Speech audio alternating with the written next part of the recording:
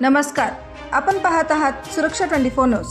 सोलापूरच्या चिंचोळी MIDCतील राठी टेक्सटाईल कंपनीत काम करणाऱ्या 3 बांगलादेशी तरुणाला पोलिसांनी अटक केली आहे। मोहोळ तालुक्यातील चिंचोळी MIDC परिसरात विनापरवाना बांगलादेशी तरुण राहत असल्याची माहिती पोलिसांना मिळाली होती।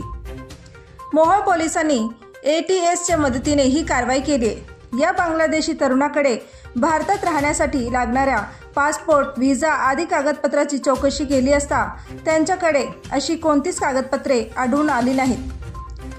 चंचल विष्णुदेव उर्फ विश्वनाथ रॉय उर्फ पहन, हुजूर अली हुसेन आणि मिनल शनिचेरा टुडू राहणार कटला जिल्हा दिनाजपूर बांगलादेश असे घुसखोरी करणाऱ्या बांगलादेशी तरुणांची नावे आहेत।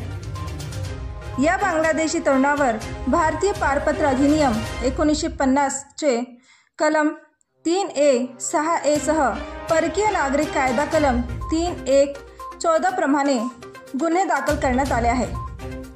आपण या चॅनलवर नवीन असाल तर सुरक्षा 24 न्यूज चॅनलला लाईक, शेअर, सबस्क्राइब करा। धन्यवाद।